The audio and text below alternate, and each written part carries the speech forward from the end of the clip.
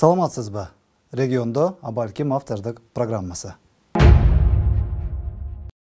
Bir gana nerseni aytayım, mına hukuk koru organdары. Бул апта ичинде да Кыргыз өкмөтү өзүнүн абийирине бир топ жакшы эмес таасир тийгизүүгө жетише алды. Карап туруп, эмне өкмөт атайын ушундай кылып кыргыз бийлигин жаман көрсөткүсү келип атабы? Бийликти жаман көрсөтүү операциясы жүрүп жатабы деген ойго келесин.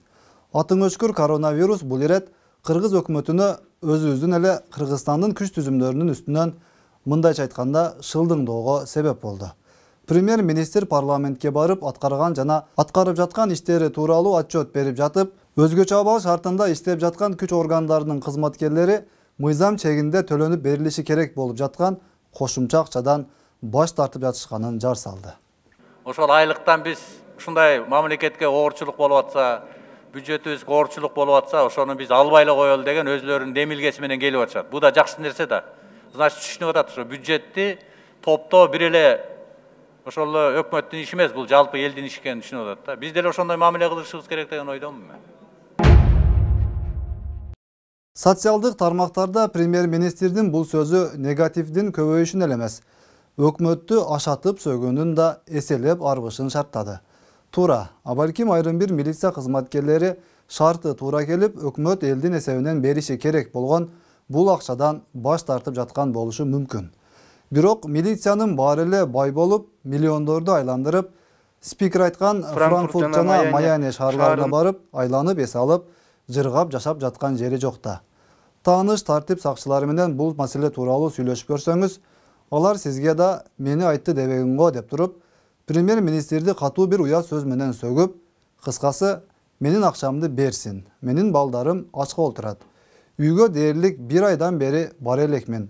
Өзү араңдан аз айлыкка элдин баарына жаман көрүнүп, иштеп жүрөм. Кредитим бар, ипотекага үй алганмын деген сыяктуу бир катар проблемаларын айтып берет. Муну карап туруп, абалким премьер-министр айткан бул сөз кайсыл бир ойдон чыгарылган жомоктур деген ой келет. Анан биз таң калдык. Анча-мынча нары бери басканда сурадык. Ыйлайт. Булар жомок айтып атабы деп. Өкмөт башчысынын бул аракеттерине карап туруп аргасыз Камчыбек Ташиевдин урматтуу Мухаммедкалый Дүйшөкеевич, сиз кыргыз элибизди кор кылдыңыз, командаңызды алып отставкага кетиңиз деген сөзү эске түшөт. Албетте, премьер-министрдин бул кадамдары түздөн-түз өлкө башчысынын дарегине сын пикирлердин көбөйүшүн шарттап жатканын түшүнүү үчүн өзгөчө көп акылдын деле кереги жок. Коронавирус келгенден бери же медицина кызматкерлерине жар кете элдин купулуна толо турган деңгээлде шарттарын түзүп, кескин кадамдарга барып, бүгүн Ошто болсо эртең Жалал Абадта, бүрсүгүнүн нарында, Бишкекте, Көлгө жетип барып, маселени жеринен чечип, сыртта жүргөн мекендештерибизди тополон кылганча карап отурбай, ары бери Кыргызстанга алып келип, элге берилчү жардамдарды так-так таратып, өзгөчө абалда, өзгөчө темп менен иштеп бере албаганы өкүндүрбөй койбойт.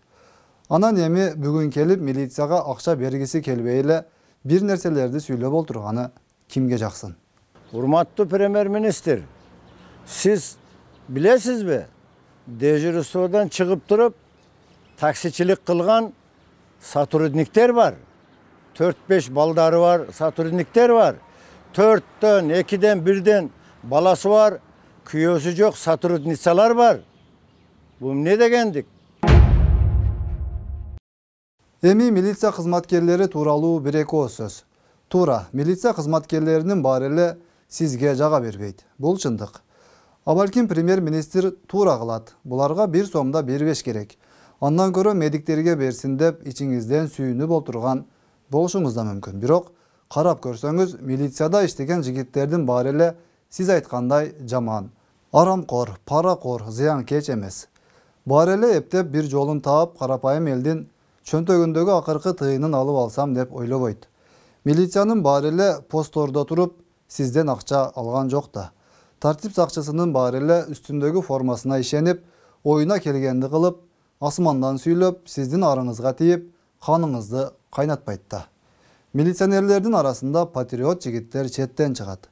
Өкмөттүн буйругуна баш ийип, коронавирус менен медиктерден кем калбаган шартта бетме-бет чыгып күрөшүп, күн түнү кызмат кылып отуруп, өзүнүн өмүрүн, саламаттыгын тобокелге салып, анан акырына келгенде ушинтип акчасын бербей койгону туура болобу? Бул накта айтылуу Кидаланын дал өзү эмеспи? Sen meni aldadın, aldadın, dagı aldadın. Men baykuş aldandım, aldandım, dagı aldandım. İşemem emis sağa.